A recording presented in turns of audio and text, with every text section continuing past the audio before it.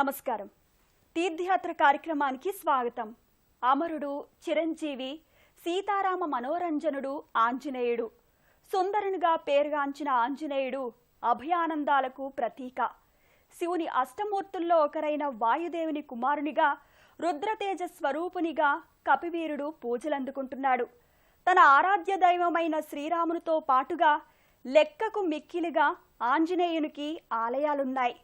దుష్ట శిక్షణ, శిష్ట జనరక్షణ కోసం హనుమంతుడు 9 అవతారాల్లో వీరాంజనేయ స్వామి అవతారం 2వదిగా పరాశర సంహిత చెబుతోంది. అటువంటి హనుమ శ్రీ వీరాంజనేయ స్వామిగా కృష్ణా జిల్లా అంగలూరులో కొలువుదీరాడు. ఆ మహిమాన్విత ఆలయ విశేషాలను ఇప్పుడు వీక్షిద్దాం.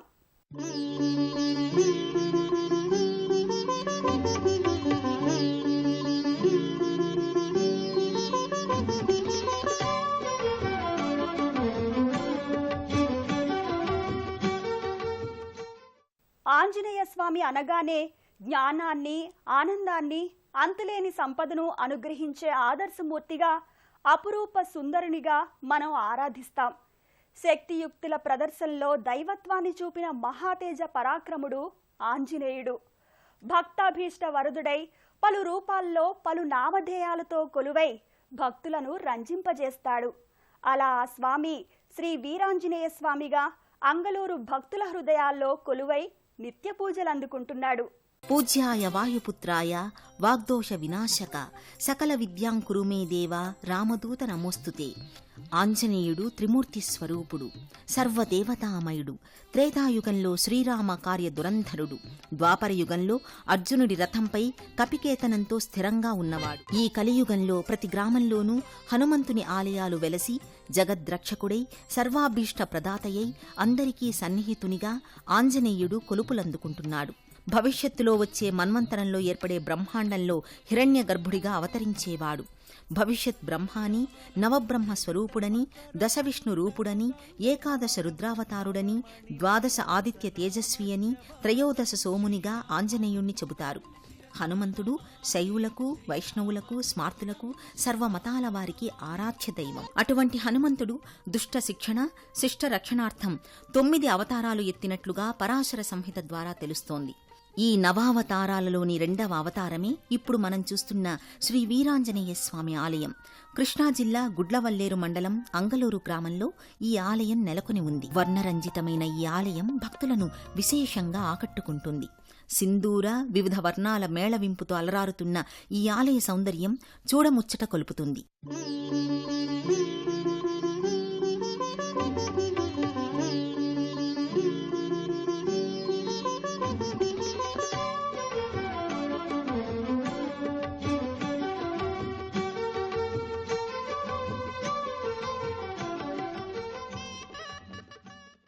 ఆలయ ప్రవేశద్వార అంతర్వులో శ్రీ వీరాంజనేయస్వామి మూర్తి గోచరమవుతుంది. ఒక చేతిని అభయహస్తంగా, మరో చేతిలో గదను ధరించి వీర గంభీరంగా కానవస్తాడు హనుమ. ఆలయ ఆవరణలోకి చేరుకోగానే తులసికోట, ధ్వజస్తంభం దృశ్యమానమవుతాయి. లక్ష్మీ స్వరూపంగా భావించే తులసిమాతను దర్శించుకుని ధ్వజస్తంభ సమీపానికి చేరుకుంటారు భక్తులు. ధ్వజస్తంభానికి ముమ్మార్లు నమస్కరించి ప్రదక్షిణలు చేస్తారు. ఇక్కడే బలిపీఠం దర్శనమిస్తుంది. భూత బలికిగాను సమస్త దేవతలకు నైవేద్యంగా అన్నప్రసాదాన్ని ఇక్కడ సమర్పిస్తారు. బలిపీఠాన్ని దర్శించుకున్న తరువాత ఆలయ ముఖమంటపానికి సమీపిస్తారు భక్తులు. ఈ ముఖమంటప ప్రాంగణానికి ఇరువైపులా ఒంటెలు అంటే ఊష్ట్రం భక్తుల్ని విశేషంగా స్వాగతిస్తుంటాయి. ఈ మంటపమంతా చలువరాతి బండలతో కూడి నేత్రానందంగా, ఆహ్లాదంగా కానవస్తుంది. స్తంభ సమన్వితమైన ఈ లోగిలి చూపరులను ఇట్టే ఆకర్షిస్తుంది. భక్తులు స్వామి ఆలయ లోగిలికి చేరుకున్నాక స్వామివారికి చేతులు జోడించి నమస్కరించి ఆలయ ప్రదక్షిణలు కావిస్తారు. గర్భాలయానికి ఎదురుగా ఒంటె నెలకొని ఉంటుంది. ఈ ఒంటె ఆంజనేయ స్వామి వారి వాహనంగా చెబుతారు. సాధారణంగా అన్ని హనుమ ఆలయాల్లో ఒంటె కనిపించదు. దశమహావిద్యల్లో ఆరితేరినవాడు ఆంజనేయుడు. అష్టసిద్ధులు, మానవాతీత శక్తులు గల హనుమ భూత ప్రేతగణాలను నియంత్రించే తాంత్రిక శక్తి ఉన్న ఆయనకు ఒంటె వాహనం. జ్ఞానమూర్తి అయిన హనుమ ఈశ్వర తత్వానికి ప్రతీకగా నిరుపమాన తేజస్సుతో శ్రీ వీరాంజనేయ స్వామిగా ఈ ఆలయ గర్భాలయంలో కొలువుదీరాడు. అపరబల పరాక్రమశాలిగా, ఆత్మసిద్ధి ప్రదాతగా హనుమ జగద్విఖ్యాతి చెందాడు. శ్రీరామ భక్తికి నిదర్శనంగా రాముడికి సహకరించిన రామభక్త పరాయణుడి దర్శనం సర్వశుభదాయకం. గర్భాలయంలో ఆంజనేయ స్వామి ప్రత్యేక వేదికపై తోరణయుక్తంగా రజత కిరీటాన్ని ధరించి సింధూర వస్త్రాలంకరణతో కృష్ణశిలలో ప్రాగ్ముఖంగా దర్శనమిస్తాడు. ఏ హనుమ ఆలయంలోనైనా హనుమ సింధూరమూర్తిగా కొలువై ఉంటాడు. కాని ఈ ఆలయ గర్భాలయంలో సింధూరమూర్తి రూపంతో కాక కృష్ణశిలలో స్వామి తేజరిల్లుతుంటాడు. స్పష్టమైన ఆకృతులతో ముఖ కవళికలతో భక్తజన హృదయాహ్లాదభరితంగా స్వామి నీరాజనాలందుకుంటున్నాడు. దివ్యకాంతుల్ని దేదీప్యమానంగా వెదజల్లుతూ కానవస్తాడు. స్వామిని తిలకించిన భక్తులు ప్రగాఢ ఆనందానుభూతికి లోనవుతారు. ఎడమవైపునకు తిరిగి ఉన్న స్వామిమూర్తి దేదీప్యకాంతుల్ని వెదజల్లుతుంటుంది. భక్తులు ఓం శ్రీ హనుమతే నమః అనే సకల కార్యసిద్ధి మంత్రాన్ని జపిస్తూ స్వామివారిని భక్తులు పరవశహృదయులై అభిషేకాన్ని కళ్లారా దర్శించుకుంటారు. అందరి ఆదరణ పొందే గుణమహిమ రూపాలు కలవాడు అతిలోక సుందరుడు హనుమ. మంత్రశాస్త్రంలో హనుమనామం సుందరుడు. అందుకే హనుమ కథ సుందరకాండగా శోభిల్లింది. ఆ సుందరకారునికి తగ్గట్టుగా అంగలూరు శ్రీ వీరాంజనేయ స్వామి మహాతేజో సౌందర్యమూర్తిగా భక్తులపై తన కరుణామృత వర్షాన్ని కురిపిస్తున్నాడు. భక్తులు స్వామి హనుమ పాదభాగంలో ఉన్న ఉత్సవమూర్తికి స్వయంగా అభిషేకిస్తారు. వరుసగా ఒకరి తర్వాత ఒకరు అభిషేకించే తీరు బహుసుందరంగా కడు రమణీయంగా భాసిస్తుంటుంది. అభిషేకానంతరం స్వామిని వివిధ పుష్పాలతో అలంకరించిన తరువాత స్వామికి చామరం విస్తారు. పంచామృతాలతో సాగే ఈ అభిషేకం వీక్షించడానికి భక్తులు సుదూర ప్రాంతాల నుంచి తరలివస్తుంటారు. ఆలయ ప్రాకారాలు ఎక్కడ చూసినా సింధూరమయంతో కానవస్తాయి. సింధూరమంటే హనుమకు ఎంతో ప్రీతి. రావణ బ్రహ్మలాంటి దుష్టులను అంతమొందించడానికి తనదైన పాత్ర పోషించిన ఆంజనేయుణ్ణి దుష్టగ్రహ సంహారిగా అభివర్ణిస్తారు. ఆ స్వామి చరిత్ర, జననం, బాల్యం విన్నా సరే సమస్త పాపాలు పరిహారమవుతాయనడంలో అతిశయోక్తి లేదు. మరి రామకార్యార్థమై పరమేశ్వరాంశతో జన్మించిన ఆంజనేయుడి జననం చరిత్ర వింటే సమస్త పాపాలు క్షయమవుతాయి అనడంలో ఎటువంటి సందేహం లేదు. హనుమంతుడి కార్యదీక్ష సాఫల్యత గురించి సుందరకాండలో వివరించడం జరిగింది. ఆ స్వామి జననం ఒక అద్భుతం. దుష్ట సంహారం కోసం దేవతల ప్రార్థన మేరకు ఆ స్వామి హనుమగా జన్మించి రావణ సంహారంలో తనవంతు సహాయం చేసి రామదాసునిగా రామబంటుగా కీర్తి గడించాడు. పూజిక స్థల అనే అప్సరస అంజనా అనే వానరకాంతగా జన్మిస్తుంది. కేసరి అనే పేరుగల వానర వీరుడు ఈ అంజనాదేవిని వివాహం చేసుకుంటాడు. శంభసాధనుడు అనే ఒక రాక్షసుడు యజ్ఞయాగాదులకు భంగం కలిగిస్తూ దేవతలను ఋషులను బాధిస్తుండేవాడు. దేవతలు ఋషులు కేసరిని పిలిపించి శంభసాధనుణ్ణి సంహరించమని చెబుతారు. దేవతల అభ్యర్థన మేరకు ఆ రాక్షసుణ్ణి కేసరి వధిస్తాడు. సజ్జన స్వభావం గల కేసరి అంజనలకు సంతానం లేకపోవడంతో ఈశ్వరుణ్ణి ఆరాధించగా ఈశ్వరుని అభీష్టంతో వాయుదేవుడు శివుడి తేజస్సును పండు రూపంలో అంజనాదేవికి ఇవ్వడం జరుగుతుంది. తద్వారా అంజనీ కేసరులకు హనుమంతుడు జన్మిస్తాడు. కేసరి నందనుడు వాయుదేవుని అనుగ్రహంతో జన్మించినందువల్ల పుట్టుకతోనే దివ్య తేజస్సు కలిగిన అంజనీ సుతుడు కనుక ఆంజనేయుడని నామకరణం చేశారు. ఒకరోజు అంజనాదేవి లేని సమయాన ఆంజనేయుడికి ఆకలి వేసి ఆ ఆకలికి తాళలేక సూర్యుణ్ణే పండనుకొని భ్రమించి మింగబోతాడు. అప్పుడు ఇంద్రుడు తన వజ్రాయుధంతో కొట్టగా హనువు అంటే దవడ పగలడంతో కోపించిన వాయుదేవుడు శ్వాసించే గాలిని బంధించాడు. లోకాలన్నీ తల్లడిల్లగా సమస్త దేవతలు ఆంజనేయుడికి తమ ఆయుధాలను అనుగ్రహిస్తారు. ఏ దేవతల నుంచైనా ఎటువంటి ప్రమాదం కలగదని వరమిస్తారు. హనువుకు దెబ్బ తాకటం వలన అప్పటి నుంచి ఆంజనేయుణ్ణి హనుమంతుడిగా పిలుస్తున్నారు. వర్ణరంజితమైన ఆలయ గోపుర ప్రాకారాలు, సువిశాలమైన ప్రాంగణం, ముఖ మంటపం, తులసికోట, భజనలు, కీర్తనలు ఈ ఆలయానికి ప్రత్యేక శోభని ఆపాదిస్తాయి.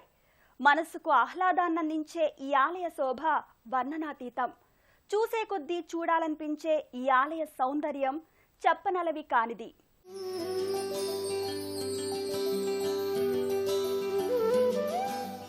అంగలూరు శ్రీ వీరాంజనేయ స్వామి ఆలయం సింధూర వర్ణమై వివిధ రంగుల హంగులతో నిత్యనూతన శోభతో వెలుగొందుతూ ఉంటుంది.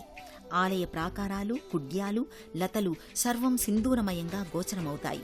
ఆలయ ప్రవేశద్వార ప్రాకార కుడ్యాలపై ఇరువైపులా శంఖుచక్ర తిరునామాలు, ఈ శంఖుచక్ర తిరునామాలకు గజాలు మాలలు వేస్తున్న రూపం నేత్రపర్వంగా కానవస్తుంది.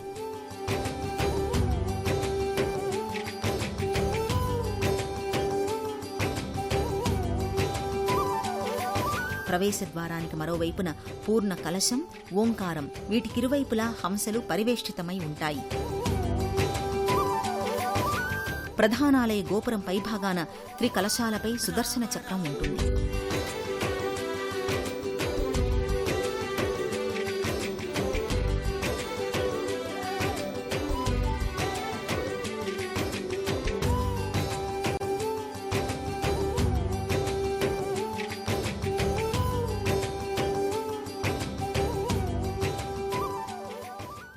ప్రధాన ప్రాకార అంతరువులో శ్రీ సీతారామలక్ష్మణ సహిత హనుమమూర్తులుంటాయి.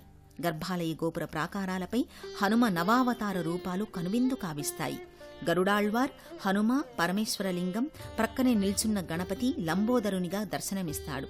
ప్రక్కనే స్వామివాహనమైన ఒంటె ఉంటుంది. గోపుర ప్రాకారాలపై సంజీవనిని తెస్తున్న హనుమమూర్తి, తన హృదయాన్ని చీల్చి చూపిస్తున్న హనుమ, ధ్యానాంజనేయ స్వామి మూర్తి, చతుర్భుజాలతో జగదాంబ, చతుర్ముఖ బ్రహ్మమూర్తులు నెలకొని ఉంటాయి. నేటి ఉరుకుల పరుగుల జీవితానికి ఆధ్యాత్మిక భావన ఎనలేని మానసికానందాన్ని అందిస్తుంది. ఆంజనేయుని ఆరాధన సకల భయాల్ని దూరం చేస్తుంది. అనంతమైన స్థైర్యాన్ని అందిస్తుంది. మనోభీష్టాన్ని నెరవేర్చే హనుమత్ దీక్షలు, భజనలు, పూజలు భక్తులను విశేషంగా ఆకర్షిస్తాయి. అంగలూరు శ్రీ వీరాంజనేయ స్వామి ఆలయంలో హనుమత్ జయంతి, శ్రీరామనవమి వేడుకలను అంగరంగ వైభవంగా నిర్వహిస్తారు. వైష్ణవ సంబంధిత పర్వదినాలన్నీ ఈ సన్నిధిలో వైభవంగా జరుగుతాయి. వైశాఖ మాసం కృష్ణపక్షం దశమి రోజు శనివారం నాడు ఆంజనేయస్వామి జన్మించినట్లుగా పురాణాలు వెల్లడిస్తున్నాయి. వైశాఖ బహుళ దశమి నాడు హనుమత్ జయంతి వేడుకలు కన్నుల పండుగగా జరుగుతాయి. శని, మంగళవారాలలో భజనలు, కీర్తనలు చేసి స్వామి తీర్థప్రసాదాలను స్వీకరించి హనుమ ఆశీర్వాదాన్ని పరిపూర్ణంగా భక్తులు పొందుతారు. శారీరక రుగ్మతలు ఉన్నవారు 41 రోజులు స్వామివారి దీక్ష తీసుకుంటే తప్పకుండా అనుకున్న కోరికలు నెరవేరుతాయి. గ్రహపీడలు, జాతక దోషాలున్న భక్తులు ఈ స్వామివారిని సందర్శించి తమ మనోభీష్టాలను నెరవేర్చుకుంటారు. శ్రీరాముని హృదయంలో సుస్థిర స్థానాన్ని గెలుచుకున్నవాడు ఆంజనేయుడు. అటువంటి ఆంజనేయుణ్ణి ఒక్కసారి మనసులో స్మరించినంత మాత్రాన సకల బాధలు దూరమవుతాయి. నిశ్చల భక్తితో, హర్షపులకిత గాత్రంతో ఆ స్వామిని అర్థిస్తే చాలు, అన్ని భయాలు పోగొట్టి అభయాన్నందిస్తాడు. కోరినంతనే కోరిన వరాలన్నింటినీ ఈడేరుస్తాడు. ఆ దివ్య పురుషుని చరిత్రను విన్నా, చదివినా మన జన్మ సార్థకమవుతుంది. ఆ రుద్రాంశ సంభూతిని ఆశీస్సులు మనందరిపై ప్రసరించాలని మనస్ఫూర్తిగా కోరుకుందాం. సర్వే జనా సుఖినో భవంతు. లక్ష్మణ ప్రాణప్రదాత, రామభక్తులకు ప్రాణమిత్రుడు, అనంత సాగర సలిలాలను అలవోకగా దూకిన వీరాధివీరుడు హనుమంతుడు. హనుమంతుడు లేని ఊరంటూ ఉండదు. ప్రపంచవ్యాప్తంగా హనుమాన్కి ఎన్నో ఆలయాలున్నాయి. ఎన్ని ఆలయాలున్నా ఆ స్వామి పారిజాత తరువుల మూలాల్లో, అరటి తోటల పొలాల్లో నివసిస్తుంటాడు. అటువంటి హనుమకు 2 చేతులు జోడించి నమస్కరించుకుందాం. ఆ స్వామి ఆశీస్సులను పొందుదాం. జీవన గమనంలో ఎదురయ్యే కష్ట నష్టాల నుంచి కాపాడమని ప్రార్థిద్దాం.